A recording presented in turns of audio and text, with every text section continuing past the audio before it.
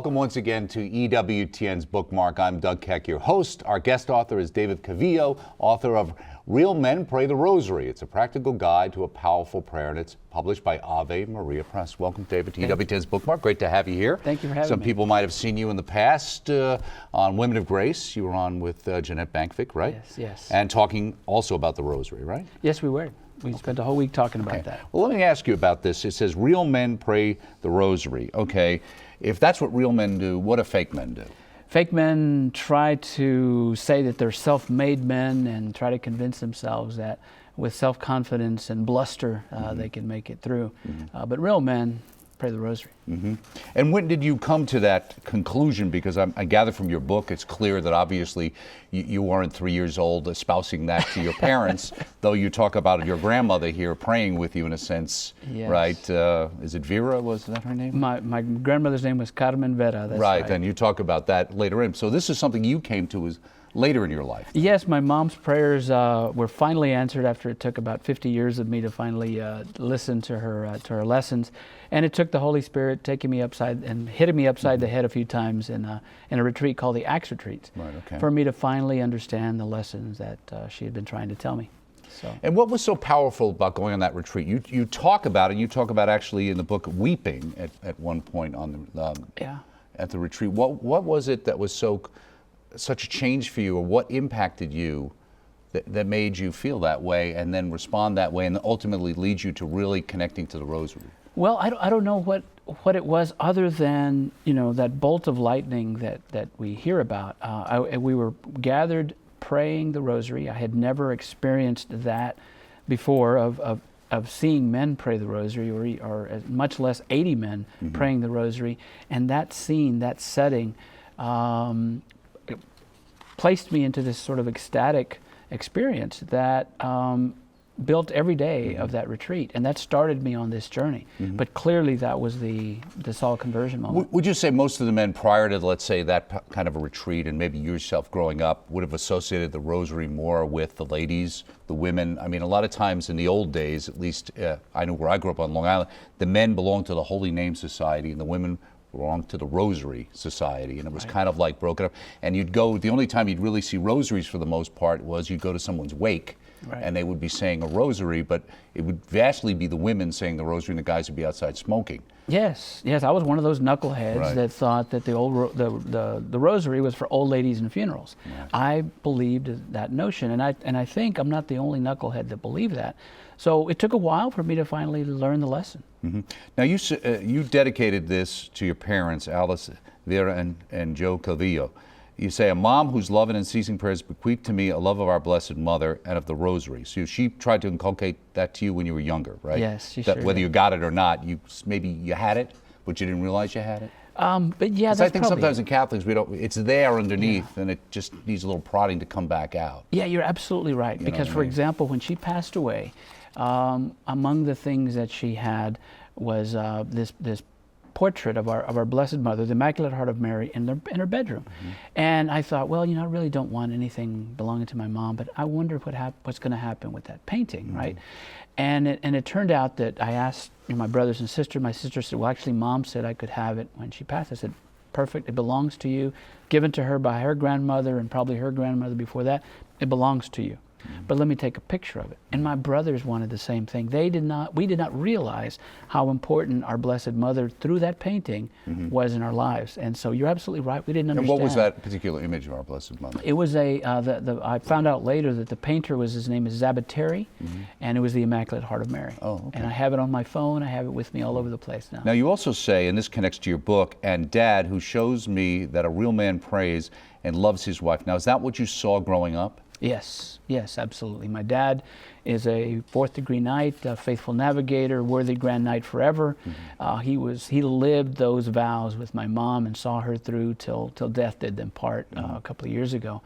So yes, Dad, I was blessed to have two wonderful parents, and my dad still lives. In fact, he just came back from pilgrimage. Oh, where did he go? He went to Fatima, Lourdes, Garabandal, Santiago de Compostela. Wonderful. I'm so glad that he was able to go, because he was not able to go because my mom was chronically ill for about 20 years. So we're very happy that he went. That's great. And let me ask you about that too, because I would think, you know, here you have a dad who shows me that real men pray and loves his wife. Now today, that's not prized as much. It used to be that things like that meant you were a good husband and a good father. Now it's your job, how successful you are, how much money you make. But really, in praying the rosary, I'm sure, and through your breakthrough, which you talk about here, you found that really your father had the true values, right? Absolutely. All along. Yes, absolutely. My dad, although my dad was not a rosary prayer, he prayed. Always a praying man, praying for Thanksgiving, praying for the future, very, very much. So it's a very good example. Well, you would say probably that the church is great because there's many different types of prayer and different ways for people and their spirituality. So this is one approach. It may not be the only approach, right? That's absolutely right. I look at this as an executive summary of the Gospels, and it Right, you allows, kind of use that term in the book. Right? yeah, it allows us to have a point of entry to be able to review the 20 salient points of the life and teachings of Jesus and Mary. So if we do that on a daily basis, hey, it's got to change us a little bit. You know, even knuckleheads. Did you have the like me. preconceived notion that some people have that it's too focused on Our Lady and not enough on Jesus?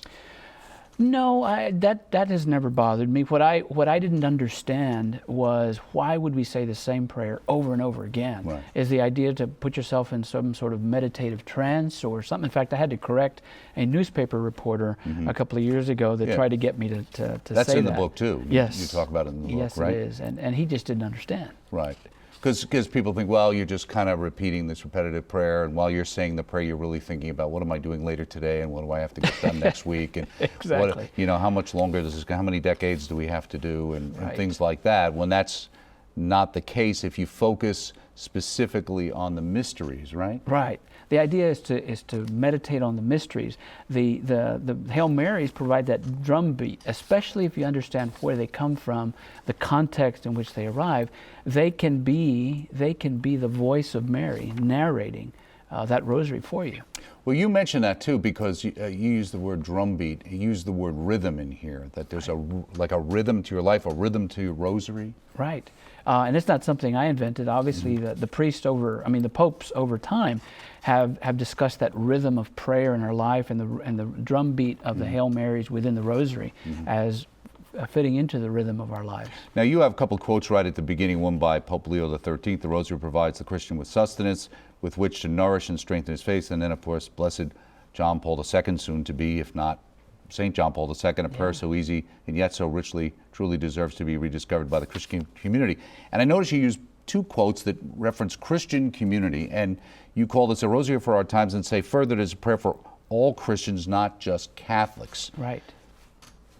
Why do you want to make that point? Well, that's one of the themes that in the book, because I think our non-Catholic brethren don't understand, I think, how Bible-based, how gospel-based, how Christian-based the rosary is. It's this particular bead is not going to do anything for me. Rather, it's the prayer and the communion with our Savior that provides the prayer and provides the benefit. And that's one lesson that I'd like to relay. Now, in Chapter 1, you say, "The mystery of the Rosary is an invitation to discover something that we have not known before, to experience something that may be brand new or foreign to us." What is that? Well, and that is the importance and how the gospel relates to our daily lives. And that, I think, is something that I was not aware of. I focused merely on the prayers and the repetitiveness, but to be able to take those gospel points and relate and integrate them into our lives, that's the way we nourish our faith. And that's why I chose that quote at the beginning, because this is the year of faith, and I think the idea is to nourish our faith daily with the Rosary. Now, you say the familiarity evolves into an intimate dialogue with our Blessed Mother. You're praying. What do you mean dialogue? How does that work in your mind? Well, I guess one way that I look at it is that I sometimes I view the mysteries through Mary's eyes. For example, as a parent, imagine seeing your son going through this agony during the Passion, how that must have felt, and yet she remained dignified and true to the Father's will. To be there with Mary at that wedding, and to see that a need arose, and just know with confidence that you pointed it out to your son, he'll do the right thing. And I think that being with Mary allows us to to adopt her virtues, and that I think is another important lesson for us. Now you alluded to and we talked a little bit in the book, your conversion, in the sense that you had something. You say, in my story, Mom knows best. I call this my soul conversion story, in which I was struck not by lightning but by a rosary. Now you're from Texas. Were you knocked off a horse by your rosary, or what happened? No, it was at that retreat. That retreat, right? It was at the retreat. I was in a prayer garden with 80 other men. No horses in sight, but plenty of rattlesnakes. Okay. Now, you also, here's a phrase that I remember going on a Cursillo years ago, and it struck me, and it was let go and let God. What does that mean to you, and how did that change your perspective? I didn't know it at the time, what Monsignor Gus Barrera was trying to tell me, but he was trying to tell, because I was one of these that I want to be adequately prepared going into anything. So I went to him and I said, Monsignor, I'm going on this retreat. I feel I need this spiritual recharge. Is there something I should read beforehand? Can I get prepared in a certain way? And he says, no, David, just let go and let God. And so one of the things that I did, for example, was I was going to sneak in my cell phone into the retreat. And that's a no-no. And so at some point I remembered that, and I said, okay, guys, I snuck in my cell phone. Here, take it. Oh, right. So that's how I learned that lesson. Let go and let God. Right, and basically being open to listening, right? Because that's really what it's all about, because God is always, in a sense, speaking to us. It's just that we kind of block it out, or there's too much noise in our life to really let it penetrate. Now, one of the important discoveries you made, you discovered a book from the monastery bookstore, The Secret of the Rosary by St. Louis de Montfort. That's been a big help for you, right? Yes, it was. That book, I've told a couple of Montfort priests that I know that book introduced me to the power of the Rosary, and it really opened the door for me. As soon as I left that retreat, that's the first book that was placed into my hands, and I tell the story of how, again, that's part of the Holy Spirit's plan for me. It was placed into my hands, and I read it, and it opened up a whole new world. Now I know what Mom was talking about. Pope John Paul II in his apostolic letter opened me up to the beauty of the Rosary. But that book introduced me to the power of the Rosary. Now you say, how to pray the Rosary now, a practical guide. You tell, St. Paul tells us to pray without ceasing. And then you say, is it possible to pray without ceasing? How the Most Holy Rosary of the Blessed Virgin Mary? Well, some people would say, yeah, that's the trouble. The Rosary goes on and on and on and on and on. And people say, well, it's not something, I can say the Our Father in like 30 seconds or whatever, but I have to say these 5 decades, and that's going to take, how long, is that 15 minutes? and why am I, focusing on that? So you say, grab it, pray it, just do it. Just do it. Yeah, there's a variety of ways that we talk about in the book of how to do it. And one way to do it is, for example, so far this morning, I'm a little off my schedule, and so what I did is I prayed the Apostles' Creed in the first decade this morning, and I focused on that first mystery. Before the end of the day, I know I'll get the other 4 decades in, and so maybe that's one way to do it, is to intersperse it throughout the day.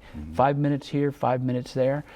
Maybe share one of those decades with somebody, and that's a great way to draw people into your prayer life and to share that with them. So another way is we're stuck in our cars a lot of times, commuting back and forth. That vehicle becomes a monastic cell, and why not use it, appropriately? Right. Be less incidences of road rage if we're all praying the Rosary in our cars. Right, especially coming out of the parking lot after Mass, it might be helpful.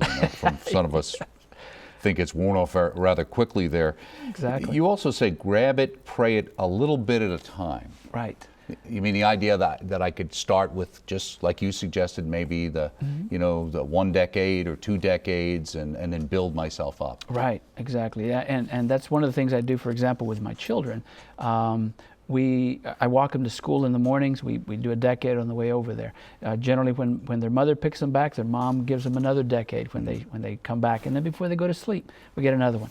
So we're always able to sneak the Rosary in there somehow.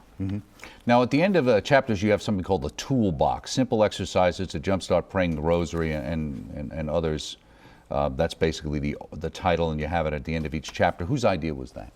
Well, I've seen that idea in several books, including Father Larry Richards. Oh, sure. Okay. He had that book, Be a Man, and very good points here at the end of each book, and at the end of each chapter. And I know that most of us cannot sit and read a book, cover to cover, and so this is one way to break it up and to sort of kind of jump in, ease you in. That's now, right. In chapter 2, you talk about when you began writing this book. I asked a number of men about their personal experience with the Rosary.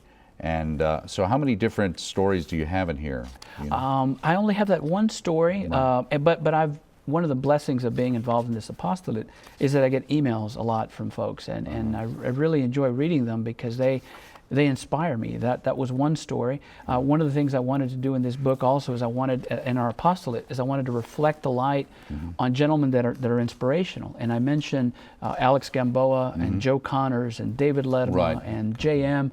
I refer to him only by initials for a particular reason. But each of those guys are so inspiring, and they've inspired me, and I know they've inspired hundreds of others. And so I want our apostolate to reflect the light onto men like that. Right, and I notice there's a reference here about actually Father Fox, the late Father Fox, who was here many times, and the Fatima priest who actually lived his final days up in Hansville, up by the monastery. Oh, really? I didn't know that. Passed away. I had the privilege of doing the last interview we ever did, actually. So. Wow. In Spirituality for Men, you say, for me, behind the mission of Real Men Pray the Rosary, and you are alluding to that as not just a book, but an apostolate, right? Yes.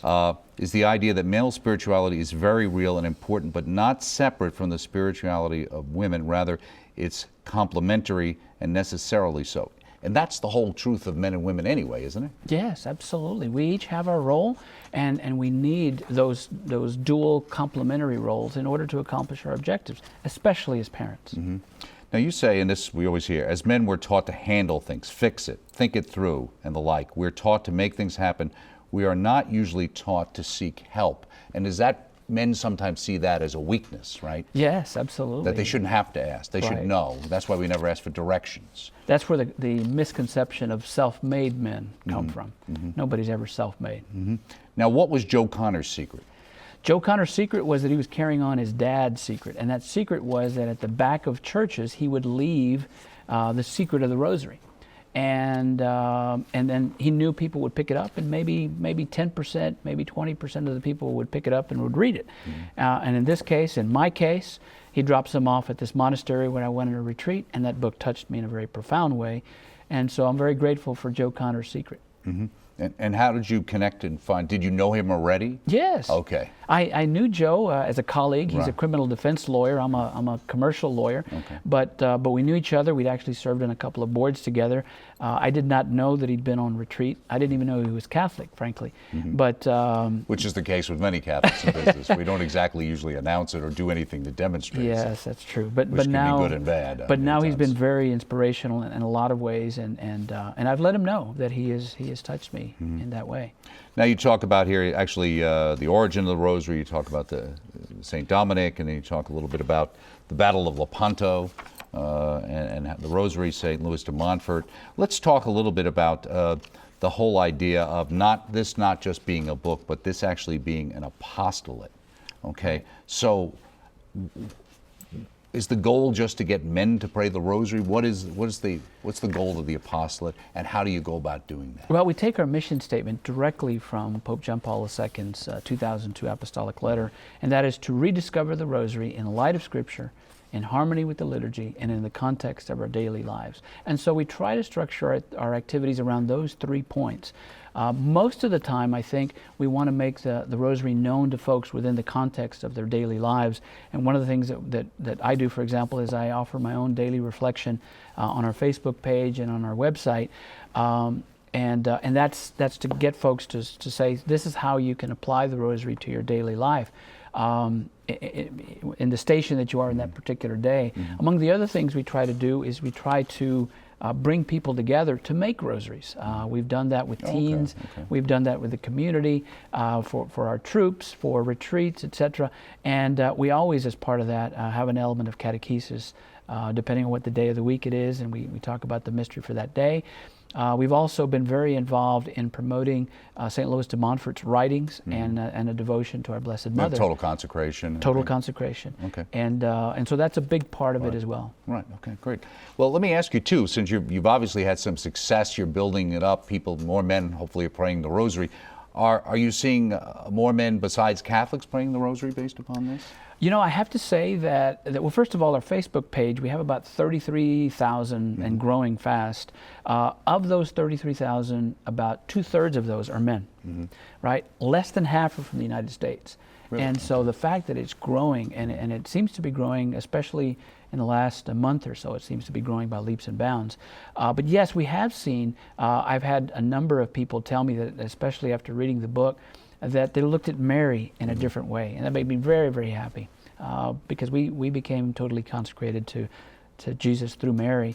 And so we have that devotion to our Blessed Mother that my mom was always praying for. And so if I can get people to look at Mary in a different way, especially non-Catholics, and they can appreciate our Blessed Mother, then that's wonderful. And that, yeah, I think the movie The Passion helped a lot with the presentation of Our Lady there, that I think struck a lot of non-Catholics in kind of a much more, seeing her in a much more important role than they might have seen her before. Absolutely. Right. Jesus loved his mother, not because he was forced to, as a good Jew in the fourth commandment, but because she bore him, she nurtured him, she raised him, she loved him. Right. And so everything stems from that. Right, and all his human traits would have come from her. Yeah. Right. So that's right. Now at the epilogue you have the Real Men Pray the Rosary Challenge, and it's a 33-day challenge? 33-day challenge. And how'd you come up with 33 days? Jesus' life? Or, exactly. Jesus was here for 33 days, so 33 years, we can give him 1 day for every year of his life. Okay. And it's a manageable, rather than a 30-day diet or a 30-day money-back guarantee,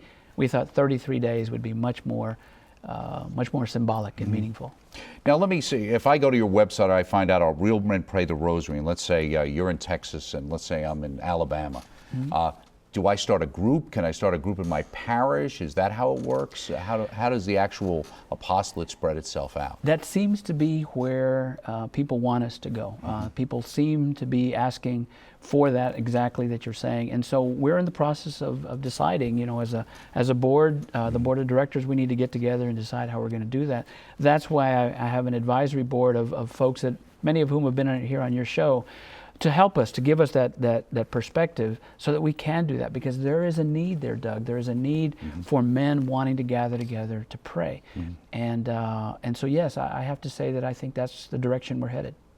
Now, I know one of the people who you've got, Jeanette, and our good friend Father Andrew Apostolate, of course, and then Doug Barry, our co-host of Life on the Rock, whose show you were on recently, not too long ago. Yes. And he says this is a book is a must for every soldier of Christ. Now, that's an image he pushes a lot. Yes. And it's an image that myself, growing up in the 60s, we used to hear and then kind of went away because the Vietnam War made being a soldier not such a good thing. Do you view that as a good image for men to connect to? Yes. One of the reasons that we're very happy to have Doug as part of our advisory board is because his message is very consonant with ours. And so we very much believe that Doug is a great spokesperson. In fact, he wore one of our T-shirts on his show a year and a half or so ago. Unfortunately, we weren't able to see it because the hotel we were at that night didn't have EWTN.